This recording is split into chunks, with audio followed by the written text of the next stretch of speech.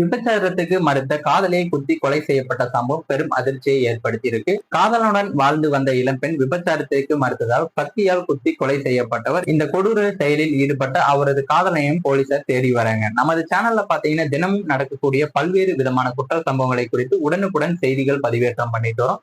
நீங்களும் இது போன்ற செய்திகளை உடனுக்குடன் தெரிஞ்சுக்க மறக்காம நமது சேனலை சப்ஸ்கிரைப் பண்ணுங்க, பெல் ஐகானை கிளிக் பண்ணுங்க. அப்பதான் நம்மளுடைய வீடியோ உங்களுக்கு உடனுக்குடன் வந்து சேரும். ஆந்திர மாநிலம் கோனசீமா மாவட்டம் மெரகப்பாலம் கிராமத்தை சேர்ந்தவர் புஷ்பா. இவருக்கு 22 வயது ஆகுது. இவரும் நெருங்கிய உறவினர் ஒருவருக்கும் கடந்த 4 ஆண்டுகளுக்கு முன்னாடி திருமணம் நடந்திருக்கு. ஆனால் திருமணமான சில மாதங்களிலே இருவருக்கும் கருத்து வேறுபாடு காரணமாக பிரிஞ்சிருக்காங்க. அதன் பிறகு புஷ்பா விஜயவாடாவிற்கும் சென்றிருக்காங்க. அப்போது அங்கு கார் ஏசி மெக்கானிக்காக பணிபுரியும் ஷேக் சாம் என்கிற 22 வயது நபருடன் பழக்கம் ஏற்பட்டு அந்த பழக்கம் நாளடைவில் காதலாகவும் மாறியிருக்கு.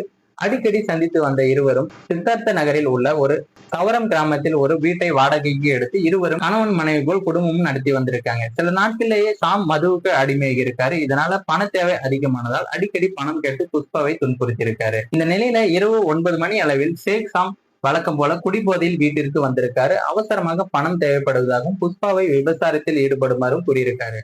இதை கேட்டு அதிர்ச்சி அடைந்த புஷ்பா மறுத்திருக்காங்க. இதனால சாம் தான் மறைத்து வைத்திருந்த கத்தியால் புஷ்பாவை தரமாரியாக குத்தியிருக்காங்க.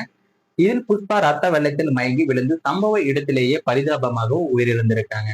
இதனால சாம் அங்கிருந்து தப்பியும் ஓடி இருக்காரு. இது குறித்து தகவல் கிடைத்த போலீசார் சம்பவ இடத்திற்கு வந்து புஷ்பாவின் சடலத்தை கைப்பற்றி பிரேத பரிசோதனைக்காக அரசு மருத்துவமனைக்கும் அனுப்பி வச்சிருக்காங்க. மேலும் இது தொடர்பாக போலீசார் வழக்கு பதிவு செய்து தலைமறைவான ஷேக் சாமை தேடியும் வருகிறாங்க.